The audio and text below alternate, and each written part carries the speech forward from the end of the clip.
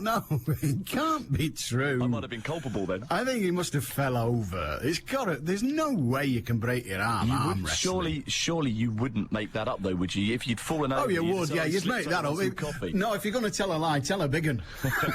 Dear God, thank you very much. That is weird. BBC Radio Manchester, satellite weather with Diane Oxbury. It is another very nice one. We've got plenty of sunshine around this morning. You will notice a fairly brisk easterly breeze, but I think that's going to be quite cool and quite refreshing, so you won't complain about that. A little bit of patchy cloud every now and then, so the sunshine might disappear through the afternoon, but all things considered, it's another very good one with a top temperature of 23 Celsius. Allan Beswick with you on the phones. 0161 228 2255. BBC Radio Manchester. Aye, you alright? Good, so am I. Grand day, belting weekend.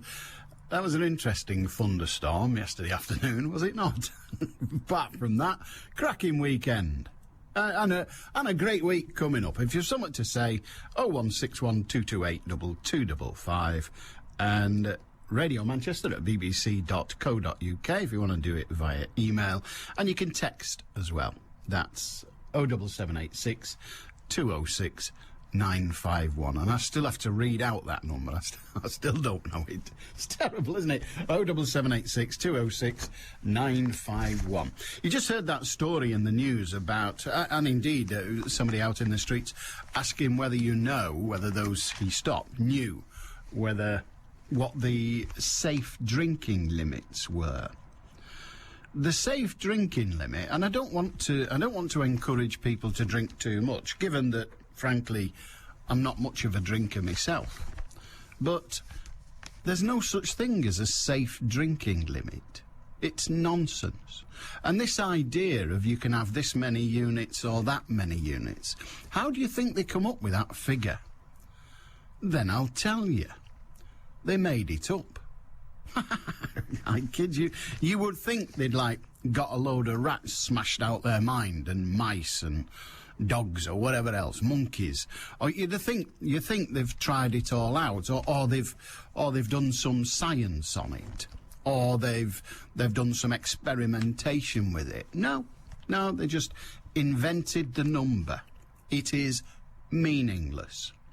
Basically, they just decided, well, we need a number, we'll have this one. I know. However, it does seem to be quite a good guide. But why do you think it is that we in the Northwest have the worst case of, well, pick your poison. We could have 30 different things answering that. We've got worst dental records. We've got the worst health. If the Daily Mirror says anything to go by this morning, we've got the worst hospital food at Warrington General. Have you been in Warrington General recently? Have you been in? Did you have dinner there?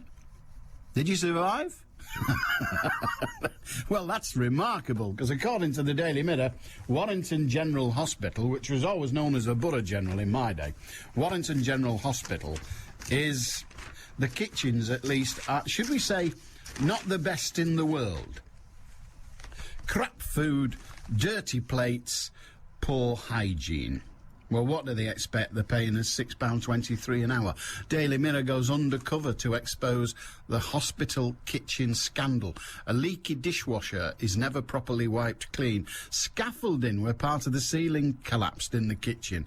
Damaged kitchen tiles that pose a health hazard, presumably to anyone who bothers to crawl from their bed and eat off the floor of the kitchen. But never mind. It's 5:45 p.m. and the supervisor trundles into the kitchen. She is not happy. There's been another complaint from the wards. A patient found a dead spider in the broccoli. He wouldn't have minded, but he was a vegetarian. That was my joke. It was terrible. That's not in there. The kitchen erupts into laughter, and workers crack jokes about the hilarious incident. Oh, I've fallen into the trap. I've done the same thing myself. There was just one disturbing moment in our investigation at Warrington Hospital. We also find frequently filthy kitchens and meals undercooked, poor food often returned by disgusted patients and nurses, little or no hygiene training, and staff flouting regulations. We get loads of complaints. One worker tells me it ranges from crap food, dirty plates and cutlery to nurses whinging about us getting menus wrong for really sick patients. What do they bloody expect for £6.23 an hour? Hey, it may be crap, but at least it's cheap crap. I suppose that's not much of a defence, but it would appear it's the only one they have. If any of the management of Warrington Hospital are listening, I mean, it's lunchtime, there's no way they're going to be in the canteen. So, if any of them... Well, come on, have you read the paper? If anyone from Warrington Hospital is listening, and you do feel that you've been unjustly criticised by the Daily Mail, that was a slip, and anyway, it was a mirror, but there you are, it was a better joke with meal. If you feel you've been unjustly criticised and you'd like to defend yourself about these scurrilous allegations and actually discuss the nutritional value of spiders, then feel free. The number's 0161 228 2255. Feel free. It's just a case of picking up the phone and having your say. And if you're a patient, or indeed you've got somebody... My mum died in Warrington General. I don't think it was the food that did for her, to be honest. It was probably the cancer that got her. But my mum died in Warrington General. But there again, I didn't. Mind you, I wasn't in Warrington General. I was in Warrington Infirmary. I don't remember it. I was only about 7 or 8 months old, I think. I was in there. I fell off the draining board. I've no idea how I got on the draining board. And yes, I did land on my head. And yes, it does explain everything, so you can do the gags amongst yourselves. I've heard them all. I have. Anyway, there you are. To get back to where I was about this health thing. We in the Northwest, we've got the worst teeth in the world. Those of us that have got teeth, because quite a lot of us haven't. We've got the worst teeth in the world. We've got the worst lung disease in the world. Well, probably just in the UK, but it's better if I say world. We die of all sorts. There's the gist of it. We are the unhealthiest people in the UK. Simple question, why? Why is that? It can't be... Now, you might argue that you see far too many mothers shoving a sausage roll in the hands of their rather scrawny little brat that they drag around in their trolleys. Well, yes, you might be right. That might be what's causing it. But what is it about that mother in that case that she thinks giving her kid a sausage roll to suck on is better than giving the kid an apple to suck on, or any? Just be grateful it's not a woodbine, I suppose, is what we'd say. But I mean, there's something going on, isn't there? If a mother in, I don't know, Shropshire doesn't give her kid a sausage roll or a pasty to suck on as she goes shopping, but gives her something else, then why do the mothers in our area do that? What is it? Is it education? Is it the availability of pasties? I feel sure they have them in other parts of the country. I know they've got them in Cornwall. It's compulsory in Cornwall. But we appear to have the worst health. And, according to the survey today, we also appear to have the worst, if you like, alcohol-related illnesses. One person in the region is admitted to hospital every 7 minutes with an alcohol-related problem. Here we go, all together now. And he's getting fed up of it. Yes. Well, you've got to do the gags as well, even if they're not funny, but they are essential. But one person in the region is admitted into hospital every 7 minutes with an alcohol-related condition. 73,000 crimes in the Northwest last year were linked to alcohol. And then the Children's Minister Beverly Hughes, who's also one of ours, of course, will officially launch the Big Drink Debate. She's going to do it from the set of The Rover's Return. Yeah, an imitation pub where they drink tea for beer. Absolutely extraordinary. But the debate aims to find out more about drinking habits, people's views on drinking and how it affects their health, safety and well-being. The big drink, they could have come up with a better name. You'd never say that when you're pissed. The Big Drink Debate is designed to create discussion around the role of alcohol in people's lives. What is the role of alcohol? This is going to be a great debate, isn't it? I can hear it all now. Dear God. Yeah, we want as many people across the Northwest to fill in the questionnaire or go online and have their say. I thought filling in the questionnaire involved having a fight with a doorman, but there you are. Ms. Hughes, our Beverly, said, I am pleased to support this innovative approach. This is an exciting opportunity. Exciting? I thought my knickers were never going to dry, I'm telling you. This is an exciting opportunity for the people of the North West to shape what action we could take to reduce levels of harmful drinking in our region. I encourage everyone to go online and fill in the questionnaire. We're back with that. Information gathered during the 3-month debate. 3 months? How are they going to keep it going that long? Will be used by health bosses to plan work with communities to make sure the next generation live longer, healthier lives. So there you are. Right, I'm going to read this last bit and then I'm done. Dr. Alison Gillies, or Giles, or Giles, who's leading the programme, said the big drink debate isn't a finger-pointing exercise telling people they shouldn't be drinking, but a campaign which we hope will start a conversation around why we have such an unhealthy relationship with alcohol in this region. Could it possibly be that people in this region happen to like it? Do you think that's it? Do you think it's that? They happen to like it. And the supermarkets have made it very, very cheap. Why do you think we've got the worst one? Why are we the worst at alcohol abuse? And can we trust a science where they're claiming it's some kind of science. Can we trust a science where they simply pick numbers from the air, which is how they came up with the limits that one can drink? Because they don't really know. And frankly, they never did know. With Becky Want, it's Friday afternoon, every afternoon. It's far too much pampering for men. Really? Female go to stock in hairdressers salon Yeah. for 3-4 Yeah. hours. For men, And? 20 minutes is not too much. Your point is, it's all right for women. I'm not sure about men. More Manchester, more Becky. It's all drilling, and there's blokes out there with those yellow hats on, like they wear those I think they call them hard hats today. They do. It's like something out of YMCA then for you, isn't it? Probably quite enjoying it. You can do all the actions. Becky Want I actually rather do like it, I have to say. This afternoon from 2. at BBC Radio Manchester. Very good. There it is. 0161 228 2255. You've got to applaud people who, and they're not the first to do it, and they won't be the last either, but you've got to applaud people such as the parents of that young lad, 16 years old, who was stabbed to death. Well, he stabbed with a chunk of glass, wasn't it? A piece of broken glass. Rammed, there's no other word for it, rammed into his throat, or into his neck, and severed an artery, one presumes. And the guy bled to death. Absolutely horrendous. The story today appears to be, and these stories change as more information is released by the police and witnesses and the like, but the story seems to be that he was confronted by a chap, the assailant, it then turned out to be, or went on to become the assailant, who was trying to get him into a fight. And the kid wouldn't fight. He's a decent young boy, and he wouldn't fight. I'm not fighting you. So he did the avoidance of the fight, as it were. And the next thing you know, somebody breaks a glass, some kind of glass dish, and rams it into his neck.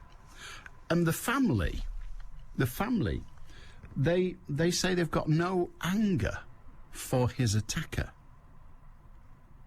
And it's unbelievable, isn't it? But it's true. They say, I'm not suggesting that they're lying. They say they have no anger, and they even said they have sympathy for the parents of the child, whoever the assailant is. We seem to be convinced that it's a young person. So they're saying their sympathies go to the parents of the child. Obviously, they did the bit that is now inevitable. He was a great lad. He was fantastic. Everybody loved him. Nobody disliked him. Nowhere on the planet. But that's always the case when somebody dies. When Hitler died, everybody said, "Well, he was all right, you know. He just had a bad press." That's what they do when people die, and I can relate to that. But to have the the wherewithal to say we're not angry. It's just extraordinary. We're not angry. Obviously, we're very sad, we're very hurt and all of that, but we're not angry. We want to pass our sympathies to the family of the bloke that committed the assault, because they're going to have a really, really difficult time.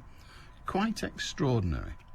They say that it's all to do with their faith. They happen to be Roman Catholics, but it could be any faith, couldn't it? But they say it's all to do with their faith. So all those people like me who think religion is often a force of evil, on this occasion it really is a force for good, isn't it? Absolutely extraordinary. You've got to take your hat off to them, haven't you, really? BBC Radio Manchester. Headline news. Praise has flooded in for Ryan Giggs after he scored the goal that clinched his and Manchester United's 10th Premier League title at Wigan yesterday. A powerful earthquake has struck southwestern China, sending tremors across large parts of eastern Asia. Early reports say many people are feared dead or injured. And a Manchester bar has been ordered to cut its opening hours after neighbours complained about the noise. Manchester's weather dry and warm with some good sunny spells, highs of 23 Celsius. I'm Faye Rusco. BBC Radio Manchester 2020 traffic. Problems now facing motorists on the M60 anti-clockwise. The inside lane of the 2 has been closed on the exit slip at junction 8 at Carrington because of a collision involving a car which spun around and was facing the wrong way. Now, thankfully, that car has been moved onto the hard shoulder. Police are in attendance at the scene, aiding that vehicle, but it's causing a bit of a backlog of traffic, so do take care. Now, if you're heading further around the ring road, watch out for these restrictions on the exit slip on the anti-clockwise at junction 5 Princess Parkway. Don't forget there's a weak bridge on the anti-clockwise exit slip, so if your vehicle exceeds 7.5 tonnes or is wider than 2 metres, you need to divert to junction 2 and then double back until those problems have been rectified. Looking around about the 2nd of June now before that restriction is lifted. Now, if you're heading on the trains, there's also a bit of disruption as well on Northern Rail. Delays are being reported up to 30 minutes between Manchester Piccadilly and Sheffield, and between Piccadilly and Rosehill Marple. That's because of a road vehicle that hit a bridge at Romilly. Unfortunately, the National Rail are currently unable to confirm as to when normal service will resume. Now, don't forget, if you can update me on anything you've heard or something you've spotted, call in hands-free 0161 244 4951. I'm Cara Banks. You're never more than 20 minutes away from the latest traffic through the day. BBC Radio Manchester. I always say if you want to communicate via this programme anonymously, you're entitled to do so. Obviously, we need your name for all sorts of historic reasons, but you can communicate anonymously. I have an email from someone wishing to remain anonymous, and I'll just read it to you. The individual says, I am intrigued that crime figures are down in Greater Manchester. That comment is presumably based on the number of crimes reported. I used to work for Greater Manchester Police, and for the majority of minor crimes that people rang in to report, they were told to go to their local police station, as such details couldn't be taken over the phone. Slightly inconvenient, maybe, but generally acceptable. Since my days with GMP, many police stations have closed down and many others resited. Those resited are resited away from town centres. For example, the new Chadderton police station is all but 2 miles now from the centre of Chadderton and the location of the old police station. Bolton and Wigan are similarly well out of town centres, to name just 2 more. Indeed, they must be inaccessible to many people who've not got their own transport. I would therefore dare to suggest that by siting these police stations away from easy reach of the public, that they are there to serve, the public that they are there to serve, many minor crimes now go unreported, which all too conveniently reduces the crime rate figures. Can anyone answer why so many police stations have been moved out of town centres? Well, that's what our emailer says. The crime figures are not down, it's just people have stopped reporting them. Have you had a crime committed against you and considered reporting it and then thought, why bother? Because one thing we know, isn't it, that these days, if you report a crime, in many, many cases, nothing happens. Nothing. If it's a crime where you can claim something back, you know, a crime of theft or something else where you can claim from an insurance policy or some other authoritative body, then you report it simply to get a crime number, but nothing happens.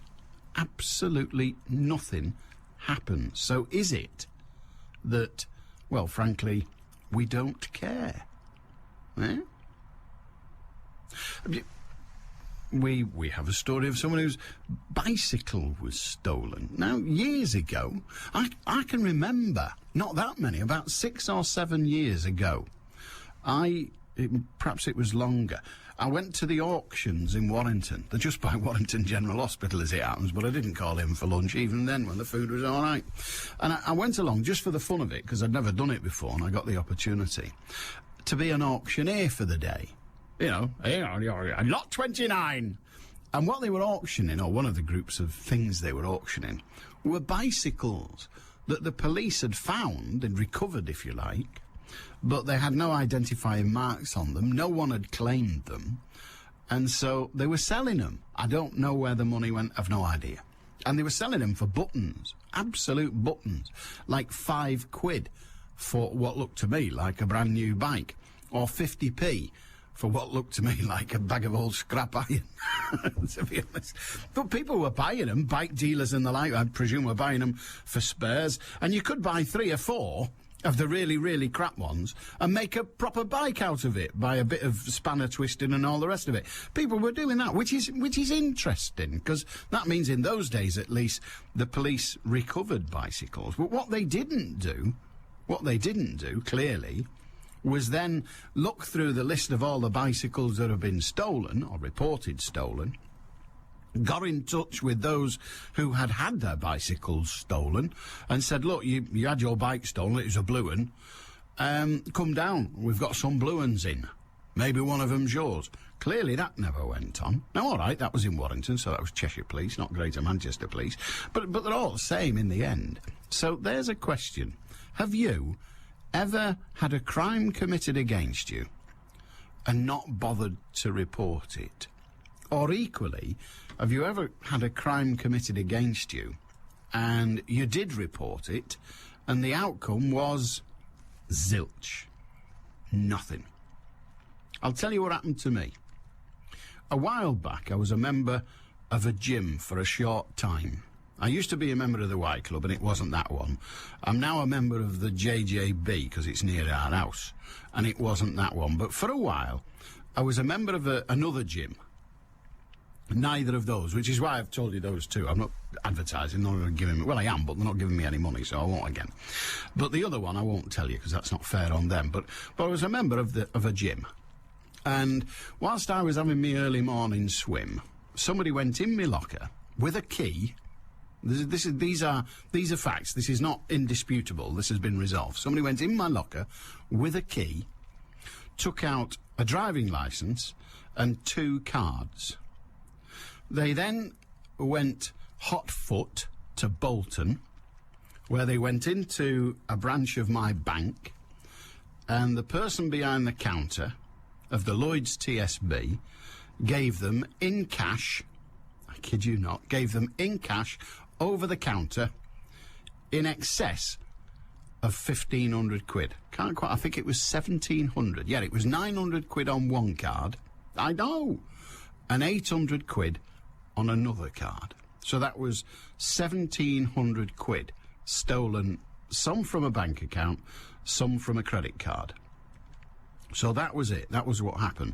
Now, to be fair to Lloyds TSB, as soon as I got in touch with them, machinery kicked in, they did an investigation of sorts, and the money was put back in my account. I lost nothing.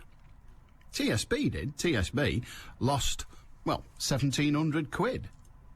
But I lost nothing. Obviously, I reported it to the cops on the telephone. They took all the details. And then nothing happened. The club were falling over themselves to apologise and all the rest of it. They were absolutely saying, you know, well, these things happen, blah, blah, blah, blah, blah. They fell over themselves to apologise. They did everything humanly possible. And I do know that a police officer visited them. That's all I know. And nothing happened. Absolutely nothing. We had the Chief Constable, now the late Chief Constable, in here. Not long after, I was chatting with him and saying nothing happened. The next day, a police constable rang me about the crime. Now, I'm not saying that the Chief Con went back and said, we better sort this. But coincidentally, something happened the next day. A copper rang me and said what happened, and I told him what happened and all of that. Can I come and see you? Yes, you can. When are you in? Told him when I went. Not been. This was months ago. Still not been. I do not now know what happened. I've got my 1,700 quid back, so I can stop worrying. My cards have been replaced. The old cards have been cancelled, so the person presumably can't continue to steal from the bank with them. So, on the face of it, I lost nothing. I got a new driving licence, cost me 10 quid or whatever, so I'm out of pocket 10 quid. It's not going to change my life. But apart from that, it is just a statistic. I don't suppose they fingerprinted the locker. Why would they? There were thousands of fingerprints on it. It wouldn't work. I've no idea whether they looked at the closed-circuit television. I've no idea whether the bank had CCTV operating at the time when their employee shovelled 1,700 quid of what was at that time my money over the counter on the basis of a driving licence as identity. I mean, one is forced to say that the person who stole the money was either a little fat red-headed bloke and waited till a little fat red-headed bloke went in order that he could look like him on his driving licence, or he took a hell of a chance. I've no idea. But apart from getting a crime number and getting my money back, there is no policing reason why I wasted my time telling Greater Manchester Police. None. Has that ever happened to you? 0161 228 2255. Given that we got that email from a chap saying that he used to be a copper and all the crimes used to get recorded. Linda in Oldham, hiya. Hiya. Well, it is. There's a young couple facing us, right? Yesterday, it's been going on for quite a while, this. Been playing the music, heavy metal music, and drinking and that. Yeah, yesterday, I had my niece down, and 10:30 yesterday, straight through to about 3 o'clock, they were playing heavy metal music, and the language was disgusting. I went out and I said to her, can you turn the music down, please, and just stop swearing, because I've got my niece here. So I went out and I asked them that. I said, please. And all I got was a load of abuse. But it's been going on for the last 3 weeks, this. Can you give me advice what I can do? I don't mind the drinking on the front, but it's just the language and the heavy metal music. Being warm yesterday, I had the window opened, and I couldn't even hear the television. Well, as you've heard in the news today on BBC Radio Manchester, a club has been told that it's got to open for fewer hours because it failed to honour a noise abatement instruction. So what you can do is you can get the local authority involved, and they have the power to not only tell the people to quieten down, they even have the power to seize the equipment that they're using to make the noise. The lads were going in the houses that yesterday, must have been about 7 on the front, and that was at 10:30 in the morning, and it was just like heavy metal. I asked them, nice, I said, please, it wasn't just me, the woman next door, she went out and all, but she just got a load of abuse. It doesn't work or anything. Well, what I suggest you do, as I said, is get in touch with the local authority and ask to be put through to the relevant department, that's the council. Yeah. And they have the power to go along and tell these people to keep the noise down. They also have the power, should it come to it, that if they don't keep the noise down, they can take them to court. They can. Are the houses owned by the local authority? No, I think I think this one's rented. Okay. I think someone's bought the house and rented it out to a man. Right, so they're private tenants, okay. Yes, well, the council can still operate. Obviously, they can't individually evict them from their property, but they can take action, and they do take action. It doesn't happen instantly, unless, of course, when the council go round, the people say, oh, we didn't realise, and they're quiet after that. But you can take action.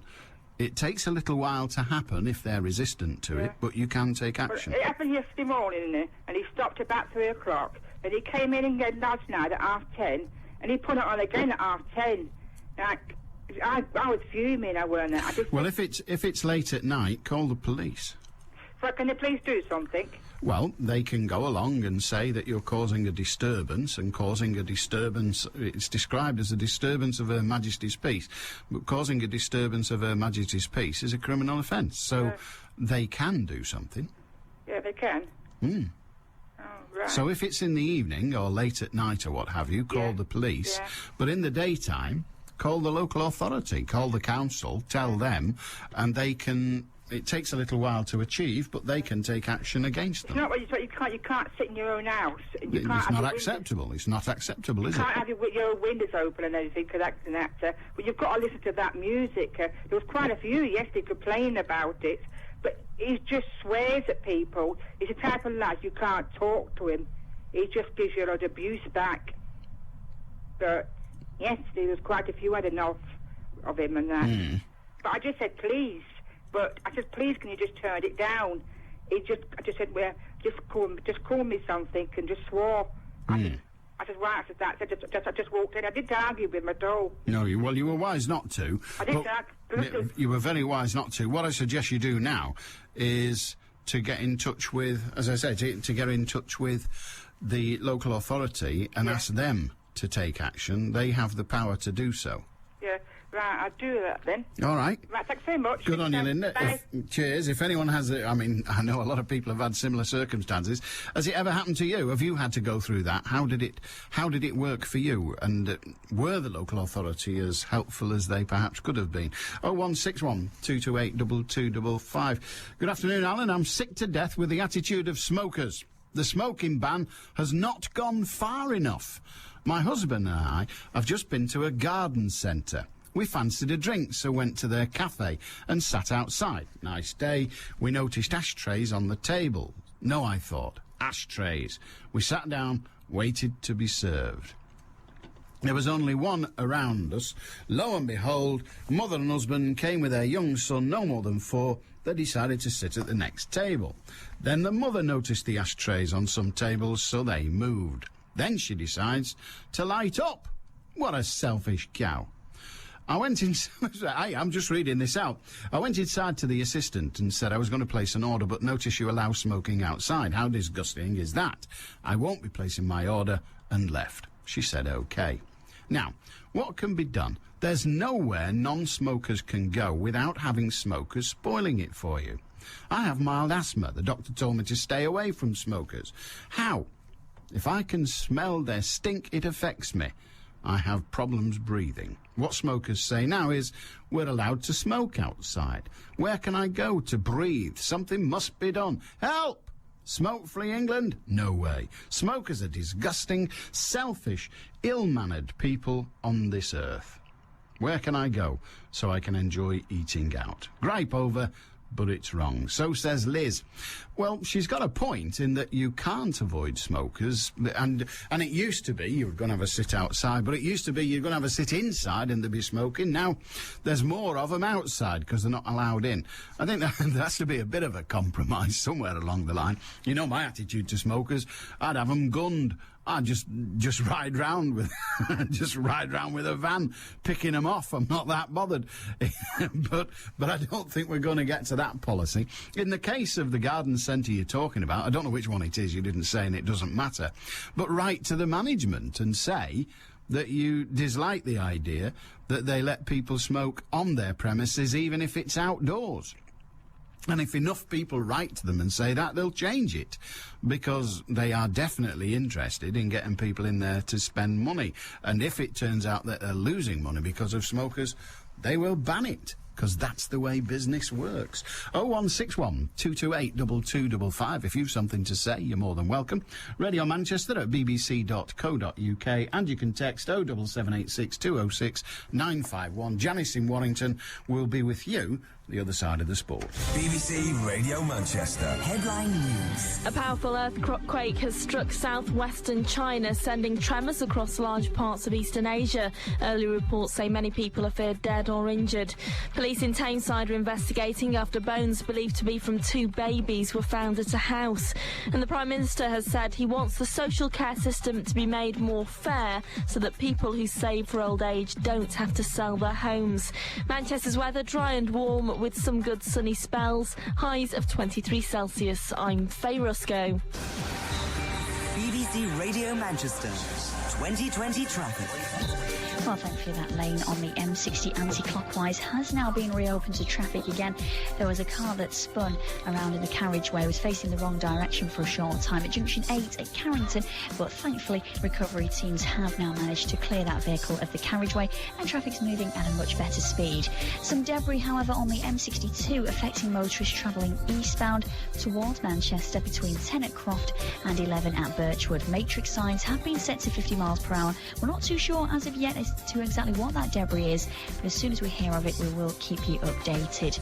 And don't forget, of course, if you're travelling along on the trains this afternoon, Northern Rail services are reporting delays of 30 minutes between Manchester Piccadilly and Sheffield, as well as Manchester Piccadilly and Rosehill Marple. Now, this is all due to a road vehicle that hit a bridge in the Romilly area, and I'm afraid at the moment National Rail are unable to confirm as to when a normal service will resume. So best to check before you travel, really.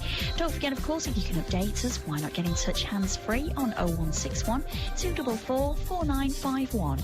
I'm Cara Banks. BBC Radio Manchester Sports with Steve Wilde. Hello, good afternoon to you. Manchester United players past and present have heaped praise on Ryan Giggs after he equalled the club's appearance record and scored the goal that clinched his and United's 10th Premier League title. Bobby Charlton says he'll be delighted when Giggs breaks his United appearance record in the Champions League final next week, and his captain Rio Ferdinand says Giggs deserves all his accolades. It's written in the stars for him. He's a fantastic player, a living legend, someone that inspires all the players, whether they be young schoolboys looking up to him or players like myself playing in the first team. He's a fantastic footballer. And hopefully he's got one more lucky star in the horizon in the next coming game. United play Bolton in the final of the Manchester Senior Cup tonight. Kick-off is at 7:30 at Old Trafford. Sven-Göran Eriksson is still set to go on Manchester City's planned tour to Thailand and Hong Kong this week, despite the mounting uncertainty surrounding his future. The former England manager has demanded face-to-face talks with the club's owner Thaksin Shinawatra after he expressed his disappointment with the final outcome of Eriksson's 10 months in charge.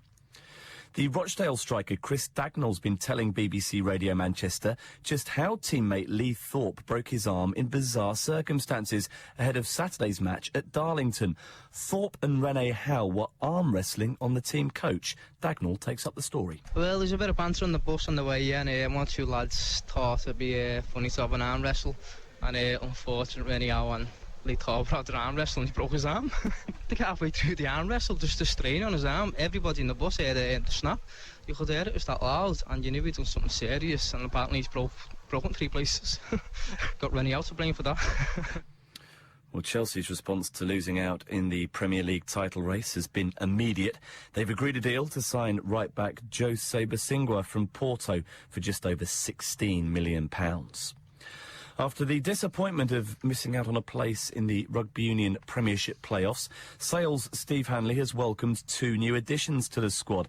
Matthew Tate will join Sale from Newcastle, and Leicester's Luke Abrams is also on his way to Edgeley Park. He's a great player, to be fair.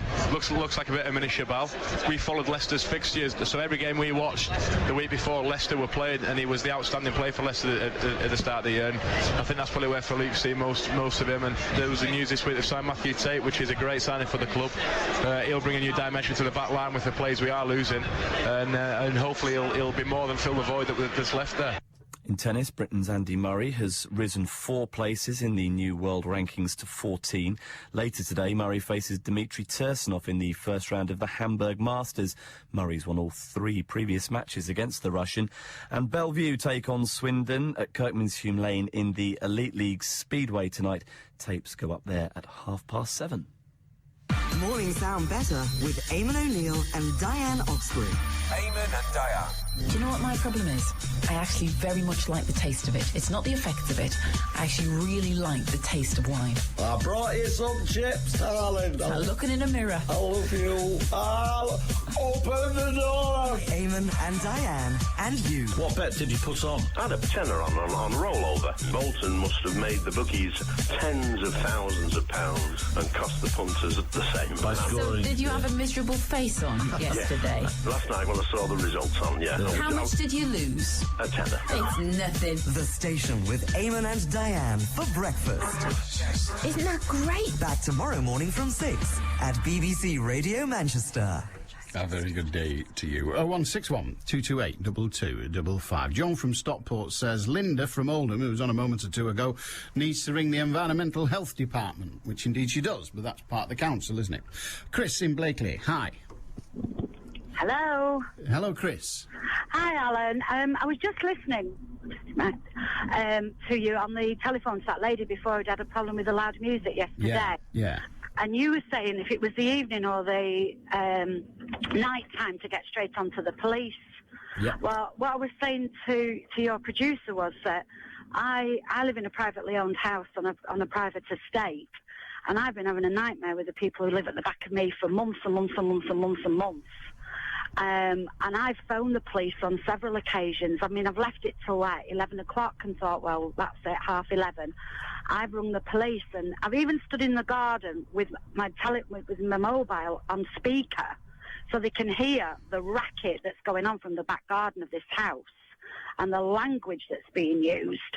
And they said there is nothing that they can do. They don't have the power to go round anymore. You've got to phone like you've just said, the environmental place at the council. I phoned the council and they said to me, you must keep a diary. And I said, it's dead easy. It's every Friday. If if somebody wants to come around on Friday night, you'll hear them. And my daughter's 20 and she sleeps at the back of our house and she works on a Saturday morning. And she's even started sleeping at her boyfriend's over in Bury because she cannot get to sleep. And it goes on to like 2 and 3 in the morning. And the police apparently now don't have the power to go round and say to them, please, will you turn that down? It's like, the early hours of the morning, and you're causing a disturbance. Oh, yes, they do. But if you, on a Collyhurst police station, that's what they tell me. They may well say we don't do it anymore, of course, but frankly, saying they don't have the power. Yeah, well, they will. They'll give you the Environmental Health Department.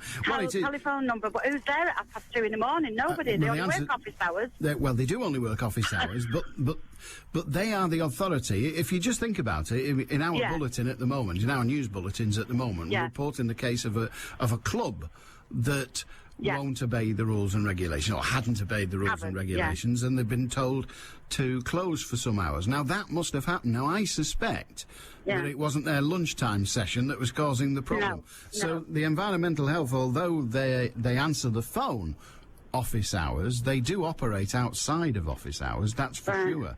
So it's still worth using them. It's still worth trying. As I say, I have done, and they've asked me to keep a diary.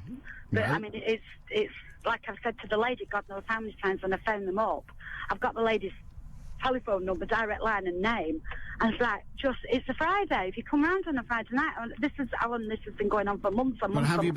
But have you been keeping the diary? Yes. You have? As soon as and how long do they say you need to keep this diary for? Because just keeping a diary doesn't make anything quiet. No, it doesn't, unless you strap one to either side of your head. And then you wouldn't hear it, obviously, but you'd look terrible. Unless it was a nice, one of those nice modern diaries, maybe with a bit of velour on it. But you know what I mean? So something has to happen to the diary. Absolutely. At what point do the council want to see my diary? I have no idea. Have you asked them? I have asked them. And what did they say? They said a minimum of 3 months. A minimum of 3 months? You'd be ready to kill somebody by then. Well, I am ready to kill somebody because... I was right then. I am... Well, it sounds great, this. I'm a driving instructor. Right. And I work on a Saturday morning. My daughter works on a Saturday, and I've got a 16-year-old son who seems to sleep through just about anything, but even he's having problems. And my daughter now, as I say, she goes to her boyfriend's in Bury and stays there on a Friday night because the poor kid, they do, you know, and it's the music, it's the language. At the beginning, I used to go out and to the top of the garden and just say, please, please, please, you know, will you quieten it down? Oh, yeah, of course. And they've even invited me round to be part of it, do you know, at the beginning. Yeah. And I'm like, no, it's fine, thank you, it's fine, it's absolutely fine. I've explained that we both work on a Saturday, you know, and nothing happens. She turns it down for 5 minutes, and then the next thing it's bouncing again. It's horrendous. But People are diabolical, aren't they? People are absolutely there's no diabolical. consideration. There's no consideration. And the thing that concerned, well, there was two things. That the police didn't seem to want to act on it at all and kept referring to this council. And the other thing was that there's kids there. They've got young children there, and it's like, what is going on here? Well, there you are. Report them to the cruelty man. I just thought it was... Report them to the cruelty man. Probably nothing will happen about that either. Apparently you've got to bury me in the basement for 24 years before they do anything. But report it to the cruelty man. What, that there's all this going on and there's children there? Just say, every Friday night, these kids are kept awake. They're their kids. They're kept in the premises. There's foul language. There's drinking going on. And they're up till all hours. Yeah. See if the cruelty man... People's minds are concentrated when their kids are snatched. Oh, my goodness me. Give it a whiz. Give it a whiz. You're there to cause bother. You'll get nowhere unless you cause bother. You've got to think laterally. Report it to the cruelty man and get onto the council and say, right, I've got a garage full of diaries now. It's a fat lorry use. It's not getting any quieter. So what do we do next? What do we do now? Right, okay. Good on you, Chris. Cheers, love. 0161 228 2255. How do you deal with it? Janice in Warrington. Hiya, Janice. Yep. What can we do for you, love? Well, I was hearing your comment. You made a quick comment about the staff not eating in their canteen. Do you remember? I was on about the managers, but go on. Yes. Well, we don't have a canteen there. Do you not? No, that was sold. Not sold. What they did, they had a new build, and private enterprise took it over. Good God. This is at Warrington General? Yes. Now Horton, which Warrington and Horton are both combined, they have a very nice canteen. It's a long way to go, though, for a buttery, I know, isn't but I worked over both sites, didn't I? very, very wise by the sound of it. So they don't even have a canteen? No. So they have a little room they can go into to eat a bit, but it's certainly very different to the old large canteen, which is just used as a dumping ground, and it's falling apart anyway, because it's next door to the canteen. So staff who are on 8-hour shifts or 7.5-hour shifts don't have the opportunity to get a meal? They can do. It's quite expensive, but they've also got to queue up with the public. Oh, so it's not a canteen in that respect, but there is a restaurant. There is a restaurant. Private enterprise. It's not very big. No. Well, if it's quite expensive, it won't be very big, will it? No. And the complaint in the Daily Mirror this morning is that the food served to staff and patients is appalling. Yeah, well, I don't know about staff because the staff don't usually eat the food, but they see the food. Surely that is something. I don't think they eat the food anyway. What were you doing there? Were you a nurse or a doctor? No, I was a nurse there. Yeah. Well, don't say it like that. They're far more important than doctors. Doctors never cure anybody. They just take a few blood. They do. They don't cure anything. The nurses do it all. We know that. Yeah, actually, I looked after the staff. That was my job. So I looked after some of the doctors as well. Yeah. So I was in occupational health, which I thoroughly enjoyed. It was very good. So you looked after the staff. How many of them came in with food poisoning?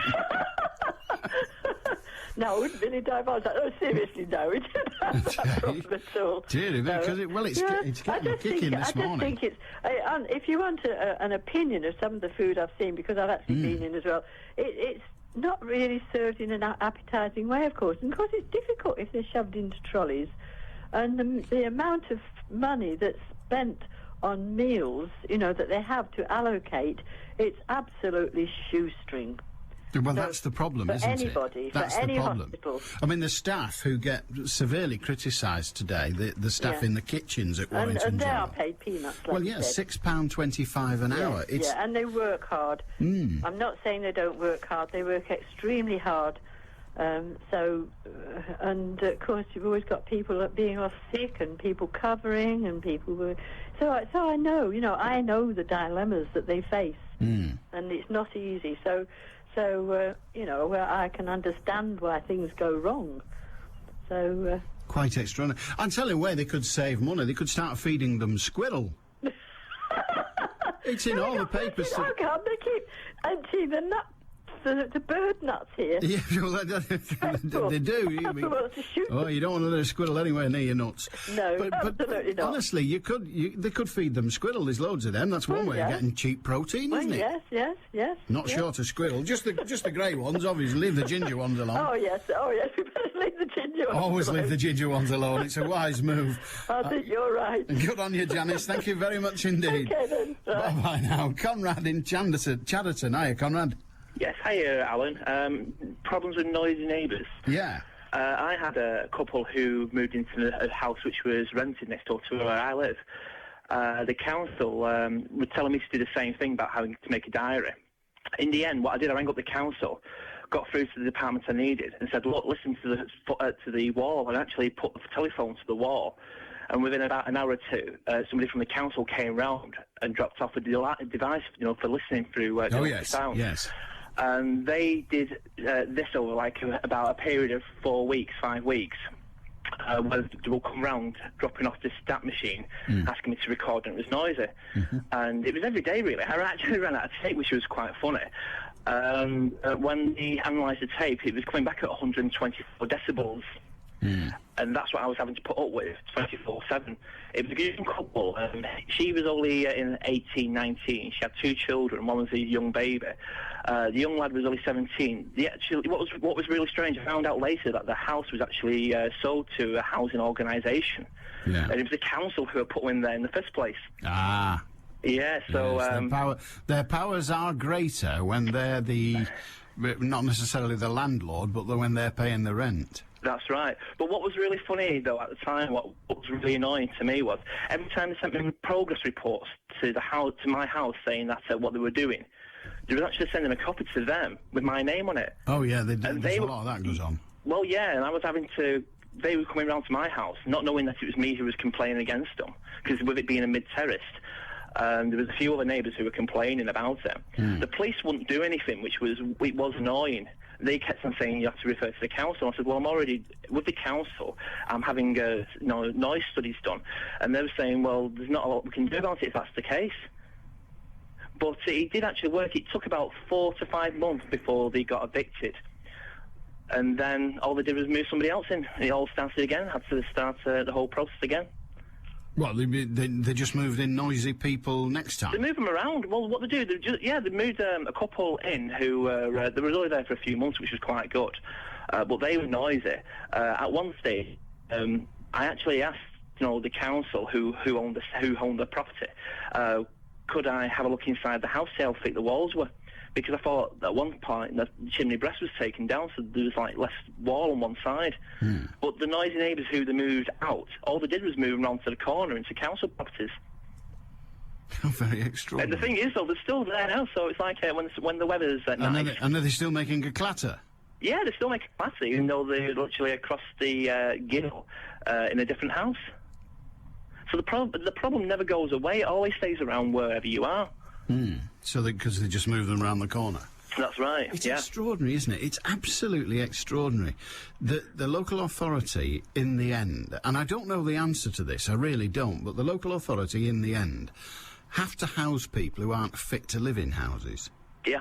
And they house them, and they carry on to abuse the properties, so they have to move them, but they've still got the responsibility of housing them.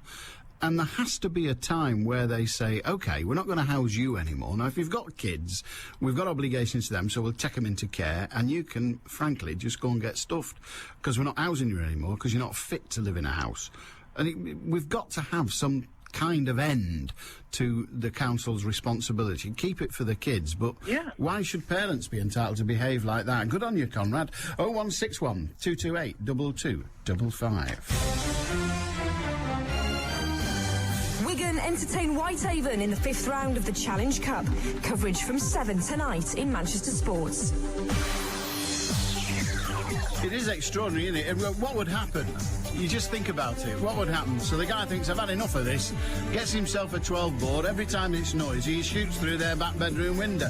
That'll quieten him down, and then he gets in bother. 95.1 FM. DAB Digital Radio. And the World Wide Web. This is Manchester. BBC Radio Manchester.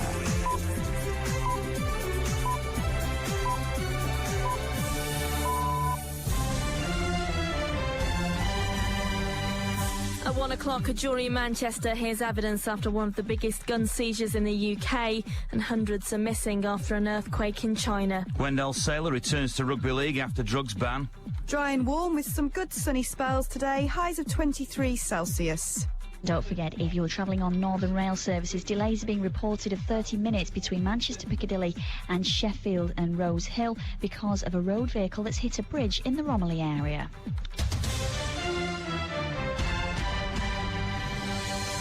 Good afternoon, I'm Faye Rusco. A jury at Manchester Crown Court have been hearing evidence against a man charged in connection with one of the biggest gun seizures in the UK. 56 pistols were recovered in an operation spanning the whole of the North-West. BBC Radio Manchester's Rebecca Crabtree has been in court. 29-year-old Kaleem Akhtar of Chorlton in Manchester is charged with conspiracy to possess firearms and ammunition with intent to endanger life. The jury here at Manchester Crown Court this morning have heard how Akhtar and 6 other men, 4 of whom have already pleaded guilty, were involved in obtaining Russian handguns and distributing them throughout the north of England. The guns, of which 56 were recovered, were Balkal self-loading pistols sold in assassin kits. They're thought to have been brought to the UK from Russia. The jury was shown a number of pictures of the weapons recovered and telephone records linking the defendant to the 4 men who have already pleaded guilty. Kaleem Akhtar denies any involvement in the conspiracy. The case continues. A policeman's been taken to hospital after violence broke out after Manchester City's game at Middlesbrough yesterday. Several officers were injured during a pitch invasion at the Riverside Stadium. 7 City fans were arrested for public order offences. China's begun a major disaster relief operation after a huge earthquake struck the southwest of the country. The government's ordered the army and air force into the region. Communications are difficult, but officials say 900 students have been buried in rubble. They don't say whether they're dead or alive. David Michael was one of those in Beijing who sought shelter. We wondered what it was. At first it sounded like the wind. And you could hear the drapes flapping back and forth across the windows. And then we realized that it was actually the whole building was moving. So we all thought it was a good idea to get out. The Conservative leader David Cameron says the government needs to get on with reforming the way caring for older and disabled people is funded. Launching a 6-month consultation, the Prime Minister's warned the social care system in England alone faces a £6 billion shortfall within 20 years. David Cameron says the government needs to take action now to prevent that happening. Well, at the last election, we put forward a scheme to make sure that nobody had to sell the family home in order to pay for residential care. And I think those sorts of partnership schemes, I think, really do deserve a very hard look. And the government has had years to do this, and they should actually look at what we suggested last time. Changes to fertility laws are to be debated by MPs. One aspect of the Human Fertilisation and Embryology Bill will be to allow so-called saviour siblings, where a baby's born in order to help cure genetic disorders in another child. A probation office in Wigan was the target of an arson attack last night. It's believed 2 men forced their way into the office with 2 barrels of petrol and then set fire to the place just before 10 last night. BBC Radio Manchester Sports with Ian Cheeseman. One of the biggest names in rugby league, Wendell Sailor, is to return to the sport with St George Illawarra Dragons. The former Leeds winger is now free to play again after serving a 2-year ban for taking cocaine. Widnes Vikings have ruled out making an approach to sprinter Dwayne Chambers, who was rejected by Castleford after a brief trial. Sven-Göran Eriksson has revealed that transfer talks on negotiations with current Manchester City players like Richard Dunn over new contracts has been frozen for weeks. We'll hear from Eriksson at 1:40. And the Manchester United players are paying tribute to Ryan Giggs for equalling Bobby Charlton's appearances record. We'll hear from Wayne Rooney at 1:40. BBC Radio Manchester, satellite weather with Hayley Cavill. The warm weather continues today, dry with some good spells of sunshine. Moderate easterly winds, though, will persist throughout the day, highs of 23 Celsius. Lunchtimes belong to Beswick. Allan Beswick. BBC Radio Manchester. A very good day to you. There's a letter in the MEN today complaining about Nick Freeman. You know, Mr. Loophole. Lord Justice Loophole. And they're saying it's outrageous what he does. Well, there are two, actually. There's one that's saying, well, would he do it for people, or does he just do it for money? Well, of course he just does it for money. It's his job. That's what he does. That's how he makes his living. He's a lawyer, for God's sake. The one thing I don't understand about so-called celebrities using celebrity lawyer Nick Freeman is that they're prepared to pay hundreds of pounds to Mr. Loophole rather than face a mere £60 fine and 3 points on their licence. Well, OK. They've got money to burn. Let them burn it. But so, with Mr. Freeman's magic, yet another celebrity escapes on a legal technicality. The question that should be asked is, of Mr. Freeman, would you put the same effort in defending someone who had little or no money to pay you? No, he wouldn't. It's his job. He's just going to do his job, isn't he? That's all. You do your job, you charge the rates for the job. It's as simple as that. I don't understand why people think lawyers and others should work for nothing. They're not a charity, they're just working. Now, all right, you can then get in a case about getting an argument about whether they should or should not get off on technicalities. But why shouldn't they? Why shouldn't they? The law says... Now, Freeman didn't write the laws. He didn't write them. He's just a lawyer applying them or making sure that the authorities apply them. So the authorities write the laws and then they fail to honour them. Well, it's not his fault. If it says, and I think this was the case in the Flintoff case, if it says that the notice of intended prosecution has to be there within 14 days and it isn't, whose fault's that? It's not Freeman's. It's not even the magistrates. It's the prosecuting authority. They know the rules. It's up to them to make sure the technicalities are applied. Otherwise, the case is lost. Now, if you think 14 days is not long enough, then fine, write to your MP, get them to change it to 28 days, give them a bit more time to do it. But in the end, they still have to obey the rules. What's wrong with that? Bill in Royton says, do you know any more about what the parents do feel about the whole incident? This is when I said earlier that I take my hat off to the parents of the murdered 16-year-old who say they feel sorrow for the parents of his attacker, his murderer, but no anger. I've no idea what they do feel. Perhaps they feel what they say they're feeling. Or are you suggesting that not only are they the bereaved, but they're the lying bereaved? Surely not. Mike in Poynton. Hello, Mike. How do, Mike? Hello, Alan. Hi, what can I do for you? I have a couple of stories for you. The first one, you're on about the police report. When you report something, they don't do a great deal. Or at least that's what some say, yes. Well, yes. Well, we went to the swimming baths one Monday evening and promptly got our car stolen. So when we came out, no vehicle. So we reported it to the police. They said, right, we'll sort something out.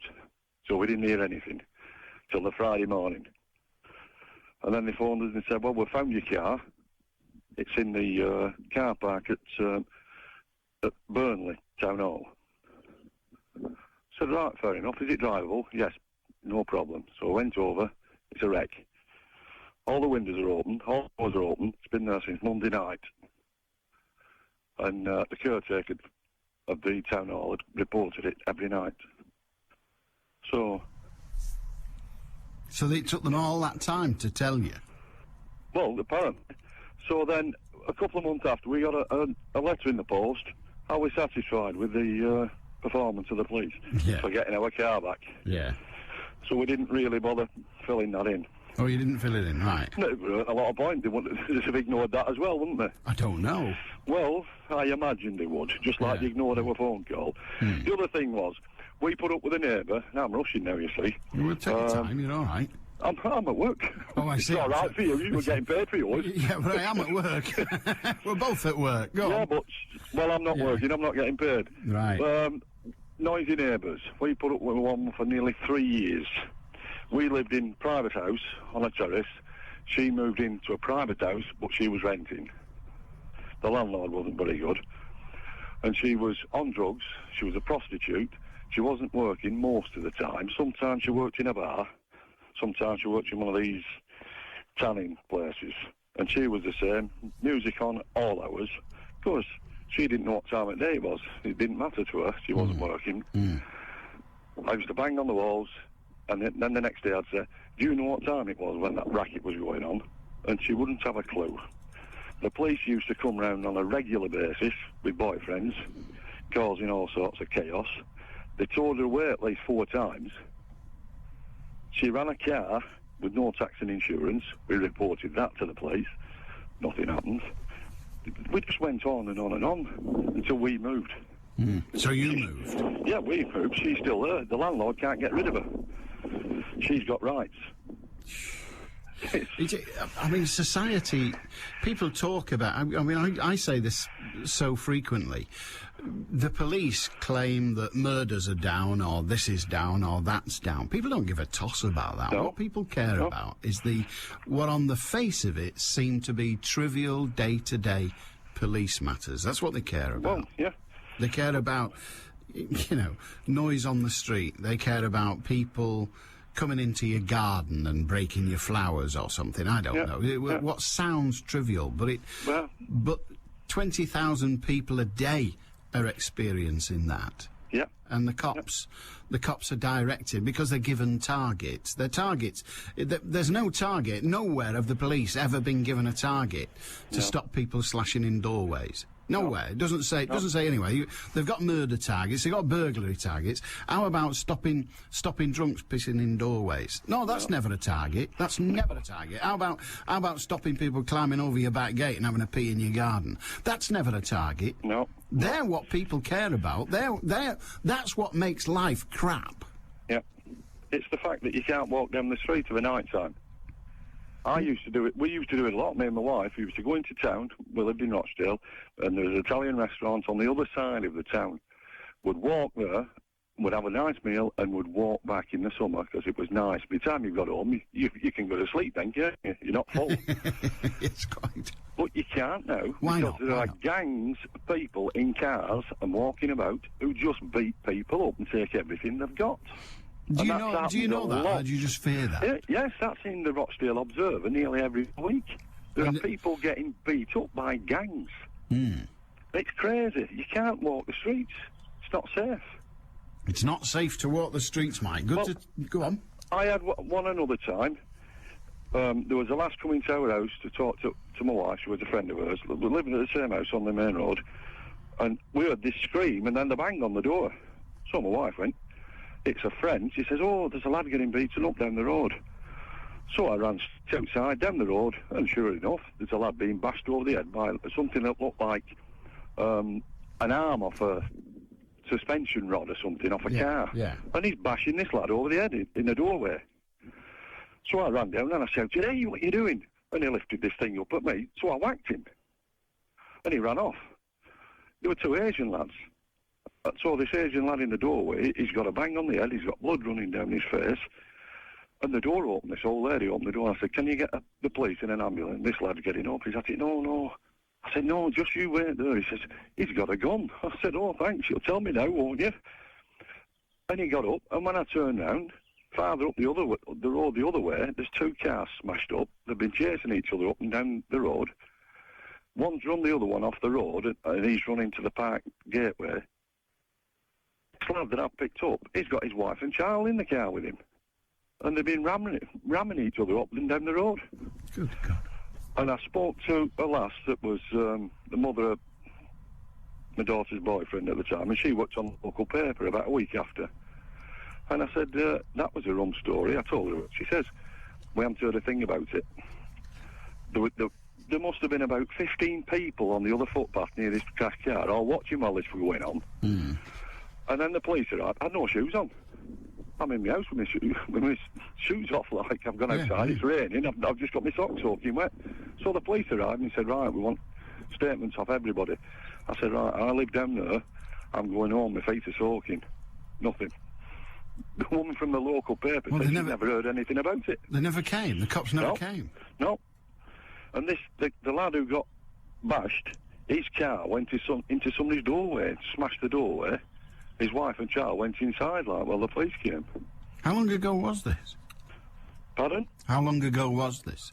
It's about 10 years, this one. Yeah. But it builds steadily from there. Well, quite. I'm not suggesting it's unique. I'm just intrigued. I mean, statistics tell us, and, statistics are absolutely valueless in most cases, but statistics tell us that when you see young people on the street and you get that sensation of, I don't feel comfortable about this, they're probably in more danger than you. Your chances of getting beaten up by a young man are considerably enhanced if you, too, are a young man. Oh, yeah.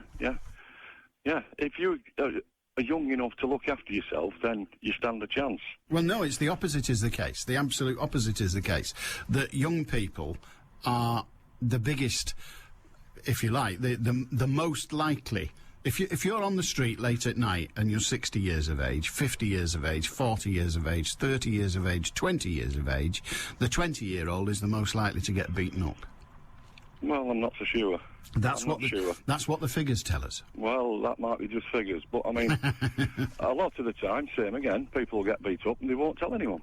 Well, that's the other thing, isn't it? I mean, the case you're talking about, if that didn't end up getting reported properly to the police so that they had to log it. I was going to say, but they didn't log it. If they, I mean, I don't know, but if they didn't log it as a crime, then frankly, one wonders why. It doesn't count. Yeah, well, it doesn't count. It's a serious incident. There's two vehicles bashing each other, and they're both, one's crashed into a public park, and the other one's crashed into someone's house. Yeah. And there must have been 15 people. When I turned around and picked this lad up, I thought, what are all they doing now? They'd all seen me come out the house and chase down the road, and they were all stood watching. Mm. Well, that's the other thing. You did well there. I mean, that's the other thing, isn't it? We don't, and some of us are afraid to because of the harm that will come to us. Some of us are afraid because when the police arrive, they sometimes take away the one that's trying to instigate law and order. Yeah. But frequently now, people say, it's not my problem. Well, yeah. And if we all go behind, and I'm not accusing you of this, Mike, but if we all go behind our front doors and say it's not my problem, then frankly, we leave the streets to the lawless. Well, isn't this what's happening in Moss Side? Well, I don't think it is actually. I think the reverse is the case in Moss Side. They're doing their utmost to resolve the matter. I'm not sure. As soon as one of their children gets killed, they're all on the television saying you should come forward. But until one of theirs gets killed, they're the ones who are saying nothing. All right. Well, good on you, Mike. Okay, good to talk to you, mate. Thank you very much indeed. Marion says we are in summer again then. The non-smoking lobby are saying smokers is disgusting and ignorant. They don't complain in the winter, though. Well, Marion, let me tell you, I think they are the filth of society in the winter, too, just for balance. I think they smell, they are vile, they don't care who they poison, and they leave their detritus all over the place. Smokers are disgusting and fit only for a bullet in the forehead, whatever the bloody weather. Heather Stott. Not so much lifestyle, more real life. Dan, you're not a dad yet. No, but my wife has got the date down to the hour. It's November. When should we not ring you? You won't see me for a month or two. Have you got time booked off work to recover? No, I haven't. I'm quite concerned about this. We'll put together a little basket for you. Thank you. High energy food Thank you. bars. A £6,000 gold-plated pram with its own sound system and ermine fur rim. It's not Romeo Beckham's, is it? Do you know what? You could get two of my cars, or you could have one of these. Heather Stott. There's nothing we like more than a token bloke in uniform. Tomorrow morning from 9 on BBC Radio Manchester. Do you remember the days when if somebody said, I'm having a baby, and you said, I'll get you a little basket, they'd be offended? It's compulsory now, isn't it? No, it used to be. Simon in Warrington wants to know, why do they always test stuff on rats? What's the relevance of a rat in such things? I know the answer to this, rather sadly. It's because nobody likes rats. I mean, they used to test it on beagles. You remember all those beagles smoking Players number 6 or whatever it was? And everyone went barmy because they didn't think beagles should smoke. Well, they're perfectly happy to have rats smoke, except the nutters. You know the anti-vivisection lot, they're barking, which is good. You think about it. Except the anti-vivisection. And the reason they use rats is because their life cycle is considerably shorter than the human.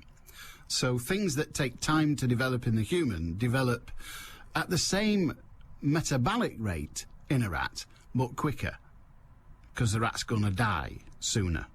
So there's that. You know, like they say a dog every year of a dog's 7. So if you've got a 3-year-old dog, it's 21. You've got to have a party with candles and everything. Exactly. Well, it's the same with a rat, only shorter, I think. I don't know how long the life thing of a rat is, I don't know. But that's why they do rats.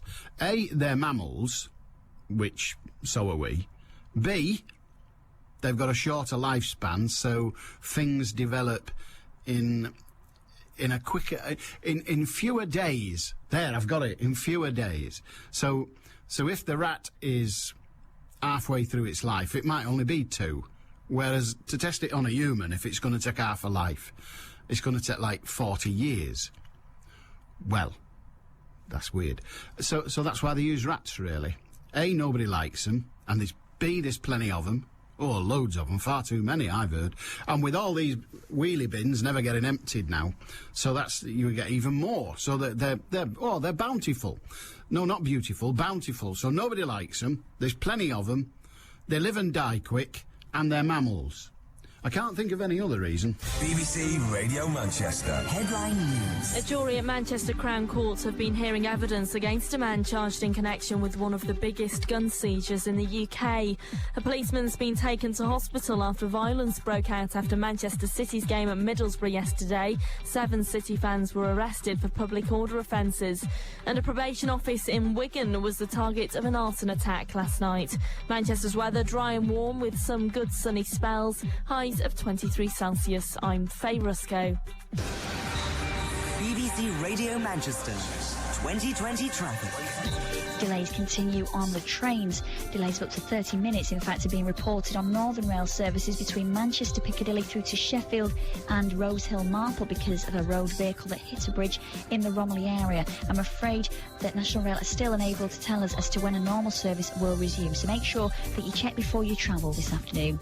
Taking a quick look to Heaton Chapel now. Manchester Road on the A626 is still closed off southbound because of these roadworks between Wellington Road North and School Lane. Now, the diversion, if you're heading for the Lancashire Hill roundabout, you need to use the A6 and Belmont Way instead. The road's closed heading onto Manchester Road from the A6 for the time being. And in East Didsbury, the A34 Kingsway, again down to 1 lane either side of the carriageway between the M60 Junction 3 and Wilmslow Road. 1 lane down either side of the carriageway to and from the M60. It does tend to cause a backlog, especially during peak hours. Don't forget, if you can update me on anything you've heard, then do call in hands-free on 0161 244 4951.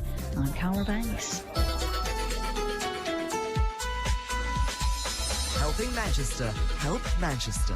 BBC Radio Manchester Interaction with Linda Kay.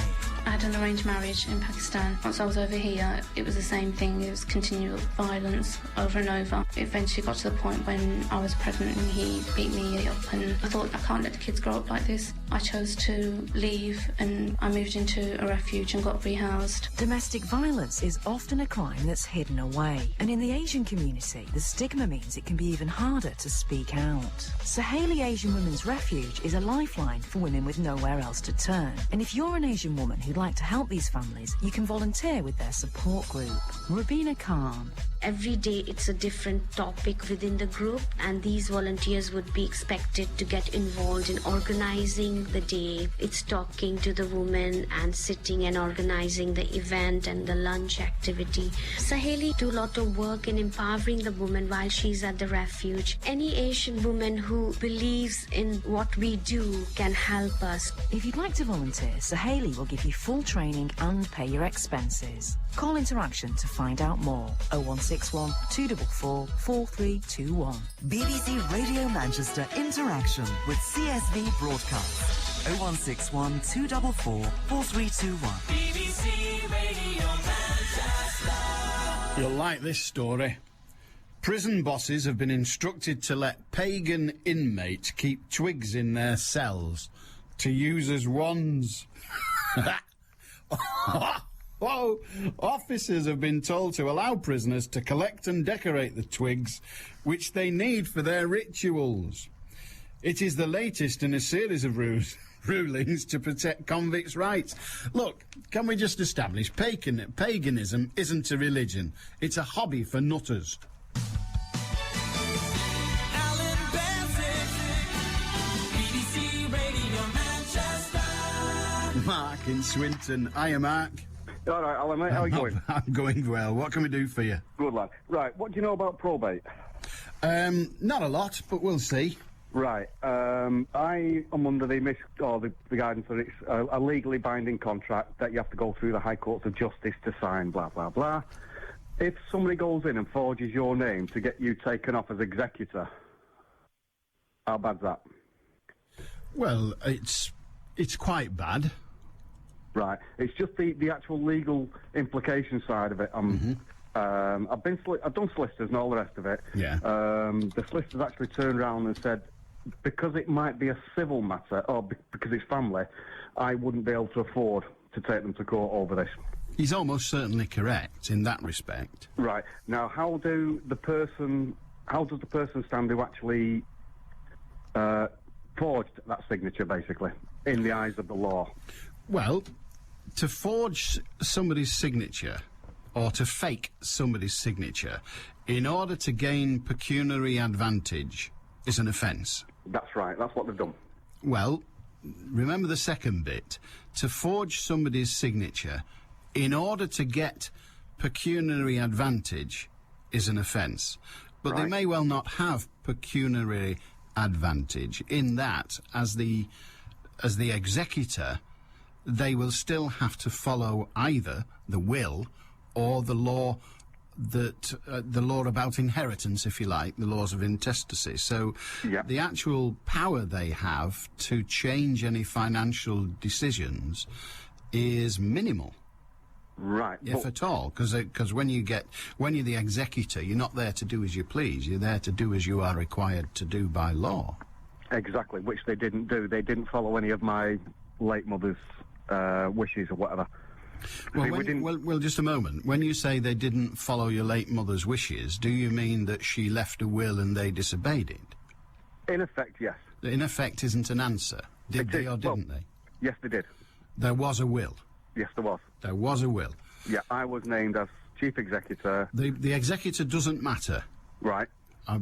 The only bit of the will that matters, really, is the bit that says, and I leave this to such and that to such and such. Right. Was that honoured? Up to now, no. What do you mean up to now? Well, there's still a dispute on the sale of my mum's property, you see, and... When you say a dispute, what do you mean? Well, we don't know what's going on. But has it been sold? It has been sold. Has the money gone into the estate? I've no idea. Right. No idea. This is it. Nobody will tell us anything. I've even tried ringing their solicitors, and they won't speak to me. No, they won't. They're not allowed obviously. To. They will only deal with the authoritative executor. Exactly. I was, but obviously they forged it, and he's under the misguidance. Do you know they forged it? Yes, we've been into probate. I've actually been into probate. I've actually signed a separate piece of paper, and they're the ones that actually told me that is not you. I said, but it is me. I'm sat here. There's my driving licence. That's me on the will. Well, and I didn't know about that at the time. just as a matter of interest, and we don't know anybody's names here, and let's keep it that way. Yeah. As a matter of interest, what do you think they are trying to do? I'm not asking you if you know, I'm asking you what you think they're trying to do. Well, this is the problem. I haven't got a clue. Because the said person I never had a crossword with in 46 years. I actually was having surgery the night my mum died, and nothing was said of this. They came round to my house and said, everything's sorted out with probate, you don't have to do anything, we'll deal with everything. So, being family, I trusted them, and it was only many weeks later, somebody else said to me, have you seen the will yet? I said, I've seen the original will. I said, but I've not seen anything of it since my mum passed away. And it took somebody else to actually go to, because you can view a will for 6 months or whatever, all that. He actually went and got me a copy of the will, and they got it sent to me by courier, and I couldn't believe that I'd been crossed off it. So, okay, well, you say you've been crossed off it? As being executor, and that was my mother's last wish. You see, there's a couple of things here that I'm not quite getting, and this isn't in any way a suggestion that you're not telling me the truth. No. I'm not quite getting. You see, if, and it's a big if they crossed out your name from the will as an executor, then there would be no need to forge your signature. Well, apparently what happens, if there's two executors, I was told by the probate themselves, you have to sign like a relinquish form to say you don't want to be executor anymore. That is correct. That is correct. I did not sign that. Well, I know that, but you're saying they did? Yes. Right. So the fact that it's crossed off, we don't know whether it was crossed off by the probate organisation, the probate management, if you like, by probate themselves, or whether it was crossed off by your, I'm presuming, your relative. It was crossed off by the relative because you have to actually sign it and hand it in. No, listen, no, please. They may well have forged your signature, as you're telling me, and handed that forgery with all the paperwork to the people at probate, the people who grant probate. Yeah, that's right. They might have crossed it off because you were no longer relevant. Right, that's it. So we don't know that your relatives did it. We just know that somebody, presumably your relative, I've actually got proof they did. Right. So you know that somebody, I know they did it. You know that someone forged your name on the document. That's right. Now, you don't seem to be suggesting that the will they are using was not the final intentions of your mother. You don't seem to be saying that to me. As regards of monies that were going to be used from the will, yes, because monies have been spent from the will which my mother didn't want. I don't understand that statement. What do you mean? Right, for instance, my mother wasn't a religious person. So? She didn't want a gravestone. All she wanted was added on to my grandmother. What did it say in the will? I don't spend... I don't want it was in the will. Do not spend money on a gravestone, blah, blah, blah. Right. Keep things cheap as possible, and they went and spent £2,000 on one. They spent £2,000 on a gravestone that my mother didn't want. Right. Well, that can be dealt with because that £2,000, if they've spent £2,000 on a gravestone directly against the expressed wishes in the will, then that £2,000 has to be paid by whoever ordered it. Right. But not from the estate. Yeah. And you can deal with that. Right. You can deal with that because they, like I say, the executor has an obligation not to do what they want, but to do what the will tells them to do. If there isn't a will, then they have to obey certain other regulations. But on this occasion, there is. So they have to obey the will. Yeah. And eventually, they will have to produce an account of sorts which says what has happened to every single penny that came in and every single penny that's gone out. Exactly. Well, now, normally, funeral expenses are allowed. That includes the headstone and all the other stuff. But if the will says, do not buy a headstone, and they do, then I'm afraid they can be forced to pay for it out of their own pocket. That's fine. But it really is it's the legal side I'm actually... Well, the problem with the legal side, Mark, is that there are many people who will do for you what you want done, but Well, that's all it can be. Yeah. That's all it can be. Yeah. And we're talking about a lot of money. Exactly. The solicitors I had, she's no longer in the practice anymore. I won't mention any names or whatever. But that doesn't matter. What matters is whatever firm you use, you're going to be looking at £150 an hour. That's what I was paying, and Exactly, it went on for several months. It's costing an absolute fortune. It was only when she left I was told by the senior manager saying, "Didn't this partner tell you wouldn't stand a chance in court?" I said, "No." Right. Well, again... Where does that leave me again? You see... With a big bill. The problem here is... There's an old phrase that I've not heard used for donkey's years, and it's called, "Is he worth the powder and shot?" There are many, many things you can achieve with the law. None of them are free. None of them. And if what you get as a result of the case is less than the cost of the case... There's no point fighting it. Yeah, right. The only thing I want is not so much justice for myself, I agree with everything you just said. It's if they've committed a crime by forging somebody's signature, could they get... Well... because it is a legally binding thing. It's a legal document, and if you want to argue that they have committed an offence, then that's a matter for the police. Exactly, that's right, that's it. Not your lawyer, that's a matter for the police, and it will then be up to the police whether they can be bothered. Yeah. And I don't know. I don't know how much we're talking about, and I don't know what fiddles we're talking about. I mean, you're talking about £2,000 for a headstone. How many people are going to benefit equally from the will? There's 5 in the will. Well, we've now... But there was property to be sold. The problem is, we don't know where the money's gone. Don't matter. You will have to find out where the money's gone, and they will have to state where the money has gone. Yes. And if any of the money has gone awry, they will be liable for it, because that's what being the executor does. Yeah. But if you think... you can challenge the granting of probate. It costs money. You will need a lawyer to do it. Yeah. Whether it's worth it is a matter for you. You can actually get probate suspended. Yes, I know that, yeah. Right, but you can't do it for free. No.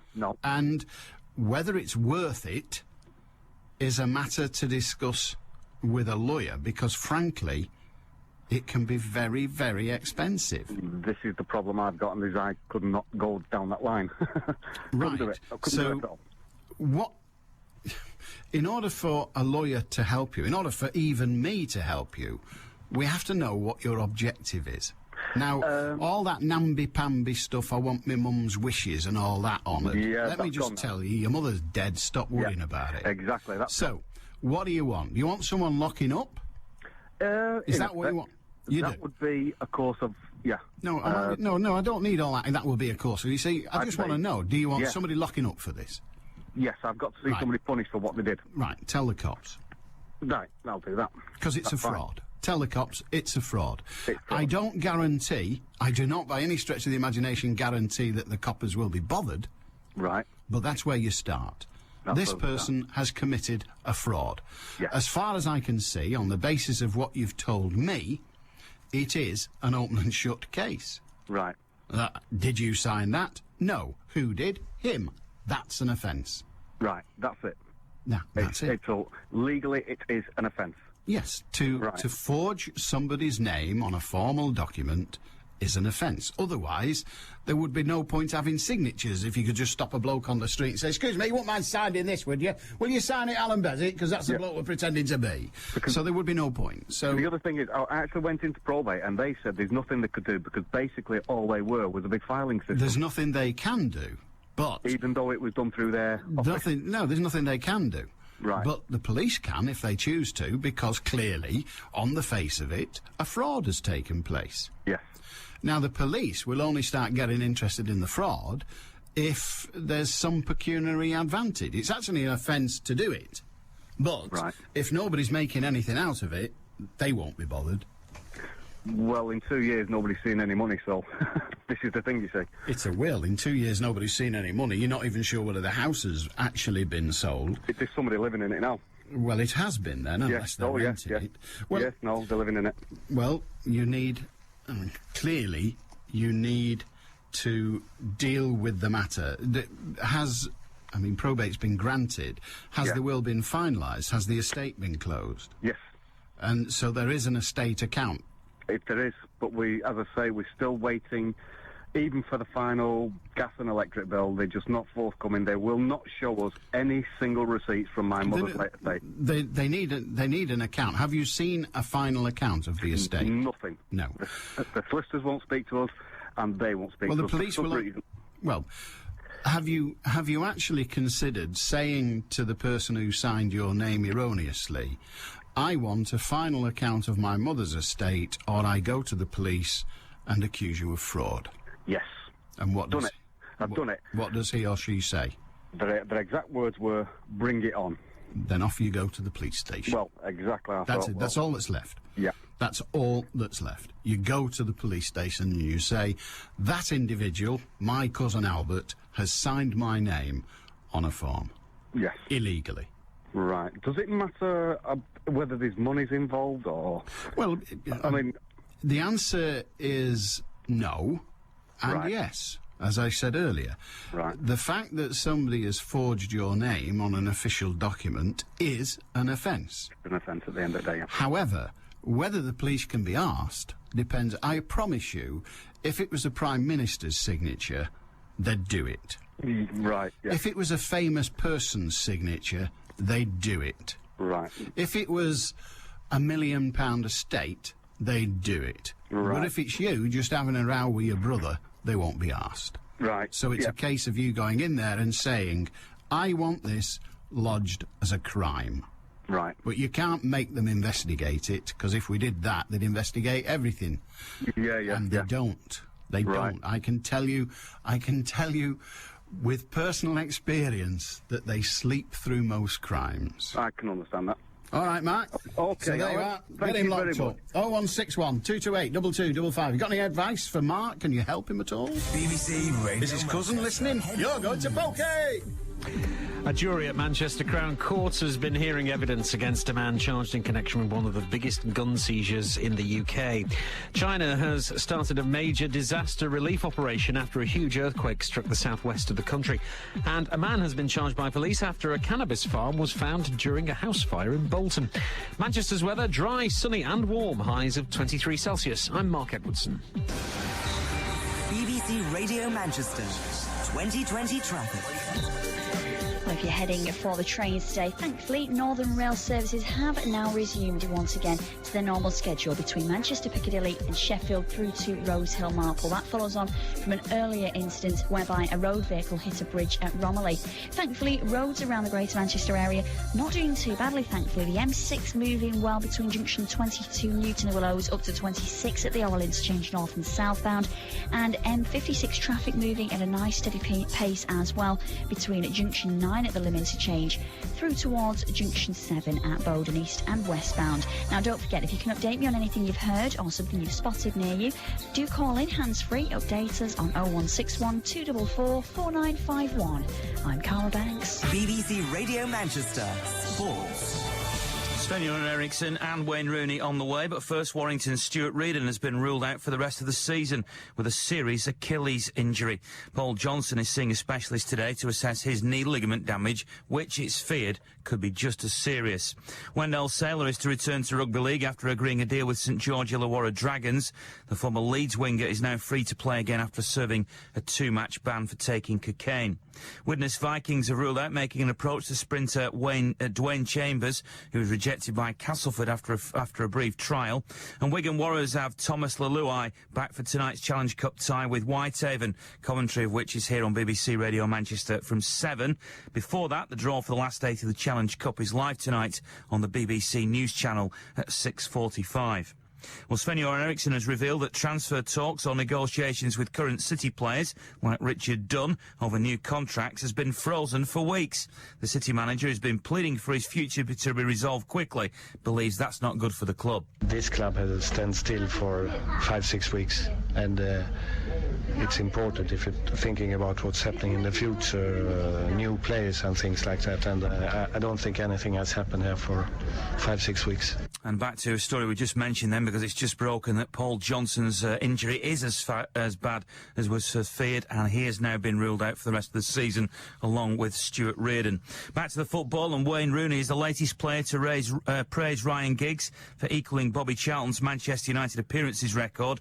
Rooney says Giggs is a great example to him and the younger players. It was a perfect moment for Giggs to score the winner, you know, to win his 10th league title is, you know, I'm sure it'll never be done again. And nowadays players move clubs a lot, and they have like 3-4 moves in their careers, but Giggs showed his loyalty and his commitment to Manchester United, and you know, he's a great example for all the younger players. Rochdale striker Chris Dagnall has been explaining just how teammate Lee Thorpe broke his arm in bizarre circumstances ahead of Saturday's match at Darlington.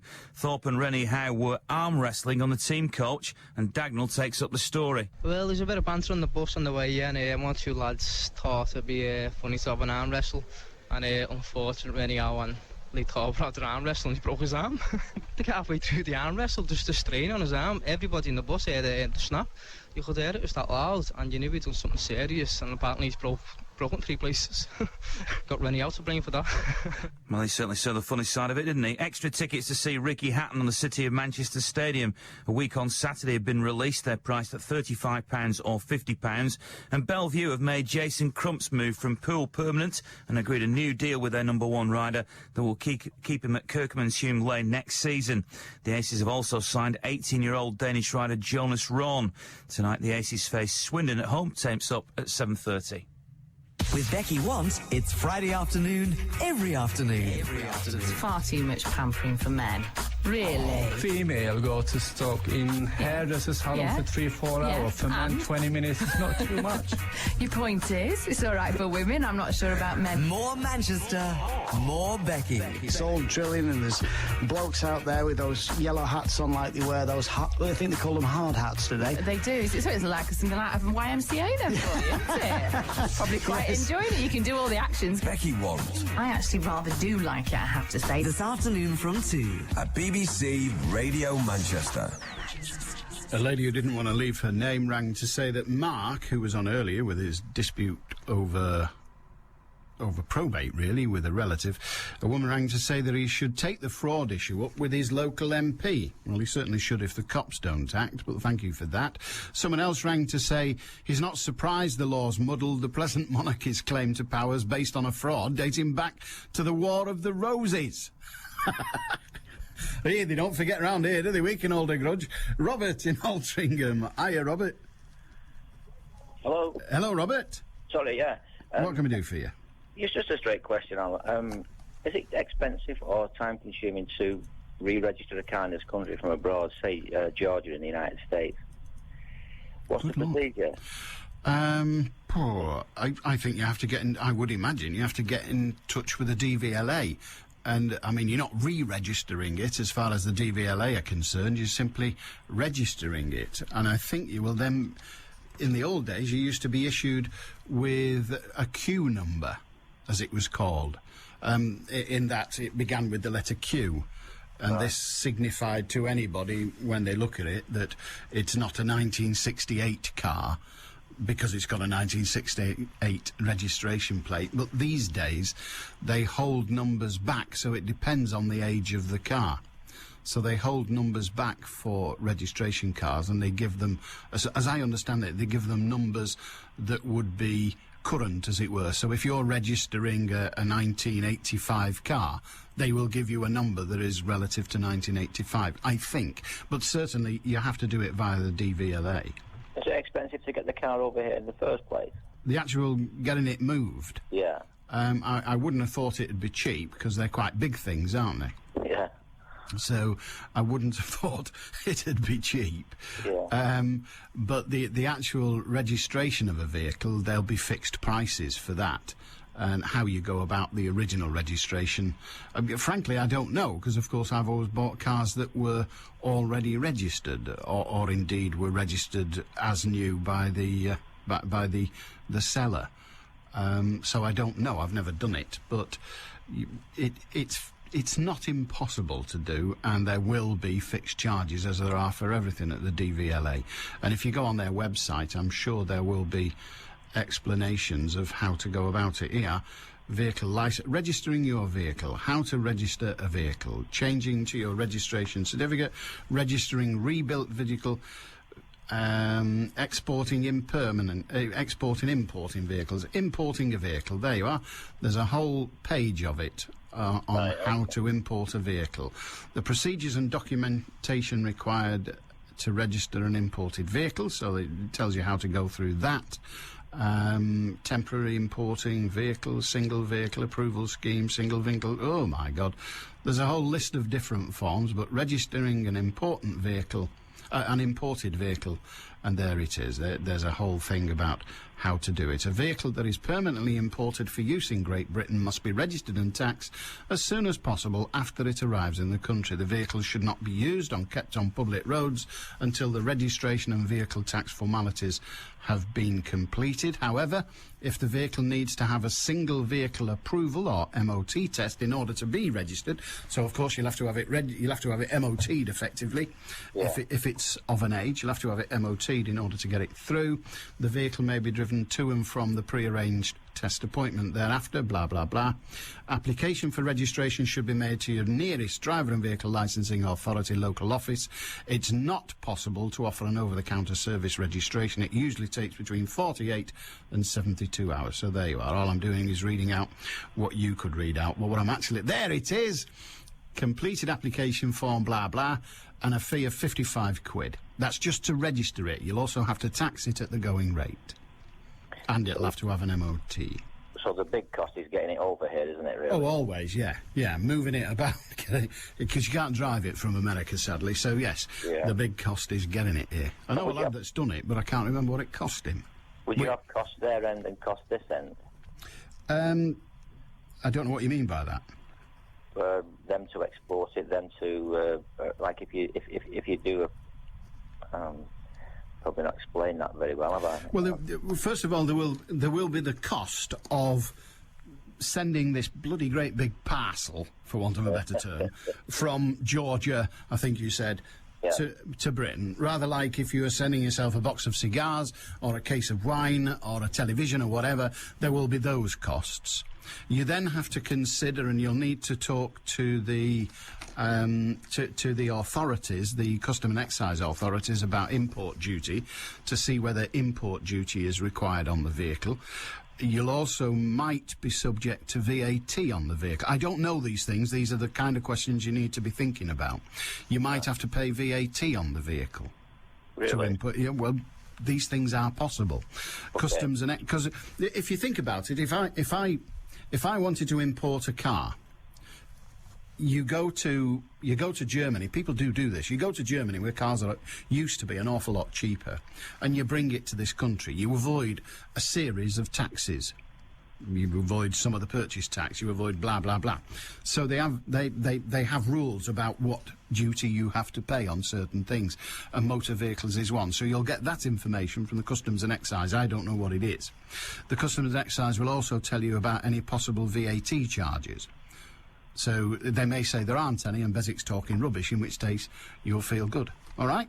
Thanks very much. So you need to get all that, and then you've got to find out how much TNT want for schlepping it here. Good luck with that. All right. Robert in Altrincham is thinking of registering a vehicle, importing a vehicle from the United States. How does he go about it? Have you done it? If all else fails, I'll ask my mate Dave. I think he did it once. Sid in Denton, hiya. Hello, Alan. I nearly fallen asleep then. I'm sorry about that. I'm doing my best. About 25 years ago, I was on shift work, nights, early, late, you know. And when you're on shift work and you change from night work, a week of nights, and you go on the early shift, your sleep pattern's broken, isn't it, to start with? Isn't it? You can imagine. It's horrible, I've done it. And at the time, I had a neighbour of mine who had a rather big dog with a rather big, loud bark. And it barked incessantly from the early hours right through to whenever, you know. And the annoying part was that he'd be outside cleaning his car nonchalantly, and the dog would be at the gate, woof, woof, woof, you know. Anyway, I'd have this, I was on night work, and I kept getting my sleep broken, and I was getting steamed up, I must admit, towards the end of the week. And I went to bed Saturday night because I had to be up early the following morning. And I couldn't sleep. So I thought, sod this. I went downstairs, out come the telephone booth, got his number out of the book, and dialed him. Well, he lived opposite me, like I say, and I saw his bedroom light come on. Then I saw his landing light come on. Then I saw his silhouette come downstairs, and I heard him pick up the phone. Hello, he said. And Sitting Denton went, woof, woof, woof, woof, how do you bloody like it? That's it. And your impersonation of a dog were excellent, Sid. Yeah. Excellent. And he sent the police round to me the next day. Anyway, I went to talk my way out of it. Yeah. I can't imagine why you sent your police round. What were you doing wrong? You're entitled to phone your neighbour. Yeah, but this is about 2 o'clock in the morning, you know. So anyway, I had no more trouble after that. Excellent. I told the police a story, and they had a chuckle, and they went back to him. And I had a word with him. I said, if he withdraws his complaint, I won't put a complaint about a nuisance dog. Dear God. Can you imagine the cops coming round for that? They'd be hard pushed coming round if you shot him. Well, it was quiet in Denton in them days, you know. Them were the days. There was only you and him living there. Good on you, Sid. We love it. Cheers, mate. Have a good day. Bye. 0161228 2255. Radio Manchester at bbc.co.uk. And, of course, there's always the text 07786206951. Information for Robert, who was on about registering an imported vehicle. Well, first of all, about importing a vehicle. Brian tells me that there are vehicle importers who will do everything that's required when importing a vehicle from the USA. So they'll sort out the cost of conveying it, they'll sort out the cost of registering it, they'll do everything. So you end up with your car parked in your drive by them, all the work done. I presume they will charge you a fee as well as the cost of what are called disbursements. Disbursements, for want of a better term, are the cost that they accrue. In other words, the cost of shipping, the cost of taxing, the cost of importing, if there is one, and all of that. But there you are. They'll do it for you. So if you go on the internet, there'll be companies there plying their wares, which is fair enough, isn't it, really? And Michael says there are two ways to import a vehicle.